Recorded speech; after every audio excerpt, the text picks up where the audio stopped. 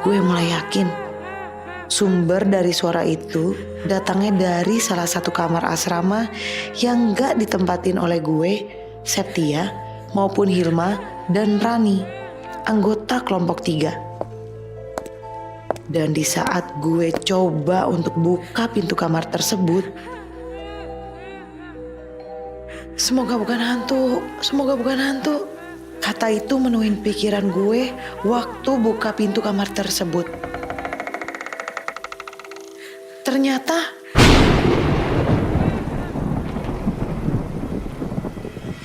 kosong, gak ada siapa-siapa. Suara yang gue denger bukan dari kamar ini. Gue salah. Gue gak berhenti dong buat cari tahu. Gue pelan-pelan jalan lagi cari sumber suara itu.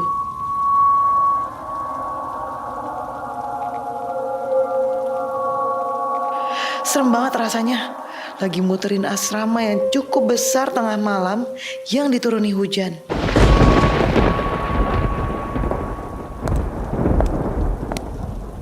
Gue gak mau salah kamar lagi. Gue coba untuk cari kamar mana yang jadi sumber suara langkah kaki itu.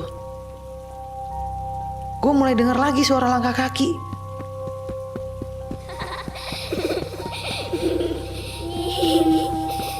Tapi bukan langkah kaki doang yang gue dengar sekarang. Sekarang suara anak perempuan yang lagi asik bercanda.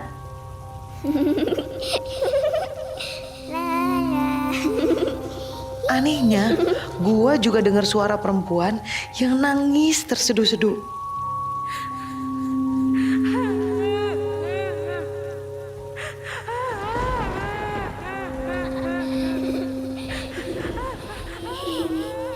Gue mulai takut dan bingung. Dengar suara tawa dan tangisan secara barengan buat gue pengen balik ke kamar dan lupain semua ini. Tapi gue gak bisa karena gue terlanjur kepo. Ayo gue bisa, ayo. Gue coba dekati sumber suara itu. Kali ini gue yakin suara itu berasal dari kamar asrama yang berada di ujung lorong. Gue datengin tuh kamar asrama.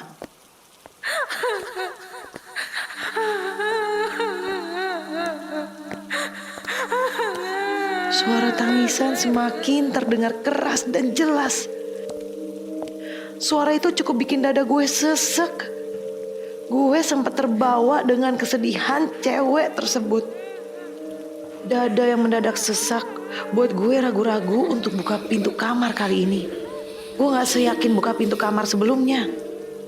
Megang gagang pintunya aja berasa dingin.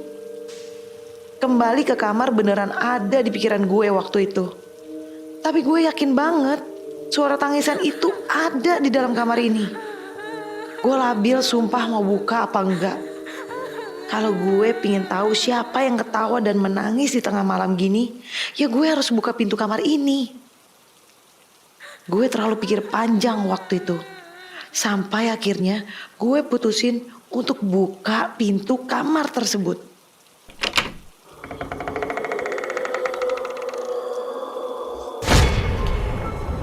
Dan benar, suara tangisan dan tawa dari kamar ini.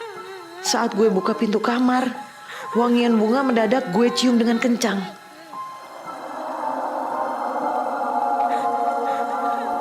Bukan aroma bunga yang gue hirup, tapi juga kebulan asap.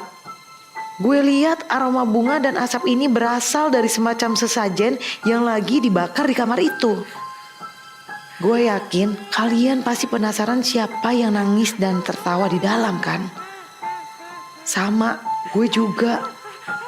Gue lihat dengan jelas cewek yang lagi nunduk dengan rambut berantakan nangis terseduh-seduh. Gue penasaran banget siapa sebenarnya cewek ini. Kalau lihat dari badannya, gue yakin banget dia juga maba, sama kayak gue. Tangan dan bibir gue bergetar melihat cewek itu terus menangis tak henti-henti. Pakaian yang ia pakai juga terlihat kusut dan kusam, seperti telah terjatuh ke tanah. Gue yakin cewek ini berusaha untuk kabur tapi gak bisa. Karena keadaan kamar itu berantakan, seperti habis terjadi keributan. Perabotannya aja udah gak jelas banget bentuknya. Bener-bener kayak habis terjadi kekacauan. Ini sebenarnya ada apa sih? Mulai saat itu gue yakin kalau sebenarnya ada sesuatu yang gak beres di kampus ini. Dan gue yakin ini bukan ulah para senior. Berlebihan banget kalau senior bikin cewek nangis segininya. Gue gak tega banget jelasin lebih cewek ini. Mungkin kalau kalian di sana, pilihannya cuma lari sekenceng-kencengnya atau ikutan nangis lihat sosok cewek yang lagi nunduk dengan rambut berantakan sambil nangis terseduh-seduh.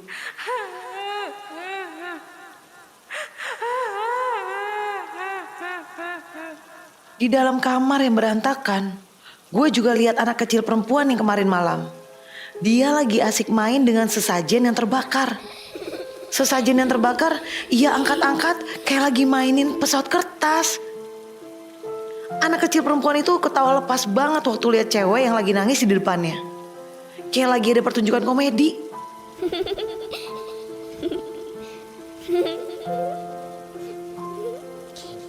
Kagetnya gue saat cewek yang lagi nangis itu coba mengangkat kepalanya.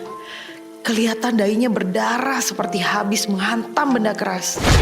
Kelihatan juga ada beberapa tanah dan daun yang melekat di mukanya. Bahkan pipinya seperti ada besatan benda tajam yang tak begitu dalam. Gue lihat dengan jelas banget kalau cewek itu adalah Septia. Iya, Septia teman sekamar gue. Gue lihat muka Septia berantakan dan tatapan kosong yang sekali-sekali meraung seakan tersiksa. Matanya kelihatan sudah nangis sepanjang malam sampai memerah dan kehabisan air mata. Saat itu gue mendadak pingin ikut nangis. Septia yang lihat gue waktu itu tiba-tiba teriak minta tolong sama gue. Gue bingung harus ngapain.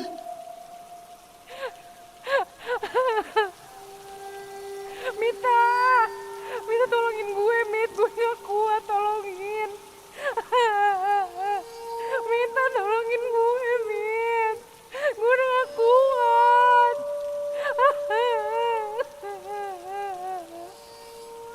Dan saat Septia teriak minta tolong ke gue, anak perempuan itu teriak mama ke Septia. Mama. Kayak nyuruh Septia diem gitu. Gue sempat mikir kalau anak perempuan ini adalah anak Septia. Apa ini alasan Septia diam? Lihat Septia yang teriak minta tolong, buat gue bingung. Harus ngapain? Mit, tolongin gue, Mit, tolong. Mit, tolong, Mit. Tapi anehnya, saat anak perempuan itu lihat ke gue, Septia malah teriak nyuruh gue lari. Mit, lari, Mit, dari sini. Lo harus pergi dari sini, Mit, lari. Septia yang berteriak untuk menyuruh gue lari. Di saat itu juga anak perempuan itu berteriak mamah ke gue. Mama. Gue mendadak panik dan lari menjauh. Gue lari sekencang mungkin. Sumpah saat itu gue hanya mampu berlari sembari berteriak meminta tolong. Tolong.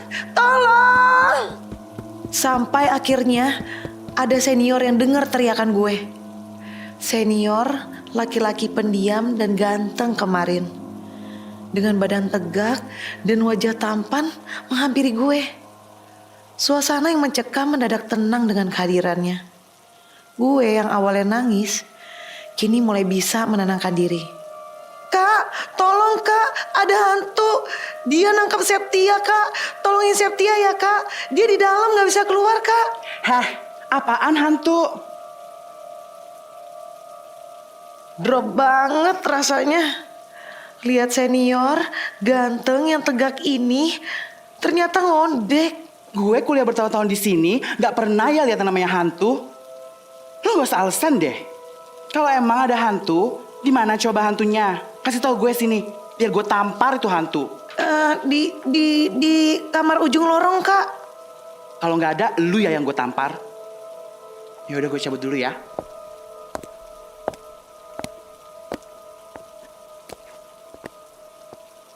Senior itu pergi ke kamar yang di ujung lorong. Gue ditinggal sendirian. Suasana sempat hening. Gue nunggu kakak senior itu kembali. Di tengah-tengah keheningan, gue lihat kakak senior itu lagi lari ke arah gue sambil nangis. Mama! Lah, kenapa jadi doi yang nyari mama? Mama! Dan kurang ajarnya, bukan yang ngajak gue untuk pergi dari asrama ini, senior itu malah kabur lewatin gue dengan hebohnya. Gue ditinggal sendirian.